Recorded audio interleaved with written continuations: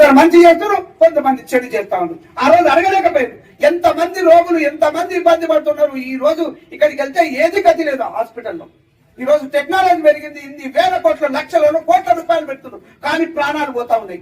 నిన్న కాక మొన్న 2 రోజుల కింద వెళ్తాను. ఉన్న రోజు ఎప్పుడు వచ్చినా నిన్న కాక మొన్ననే పోతే 3 యాక్సిడెంట్స్ అయినాయి. ఒక ప్రాణము నిండు ప్రాణాన్ని ఇక్కడ హాస్పిటల్ కరెక్ట్ గా లేకపోవడానికి నేను ఈ రోజు చెప్తున్నా. ఈ డాక్టర్స్ ఫీల్ అయినా, ఈ ప్రభుత్వాలు ఫీల్ అయినా, లాస్ట్ కాంగ్రెస్ ప్రభుత్వం ఫీల్ అయినా కూడా చెప్తున్నా. ఇక్కడ సౌకర్యాలు లేకపోవడం నుంచి ఒక వ్యక్తి చేతుల ప్రాణాన్ని పోగొట్టుకున్నాం.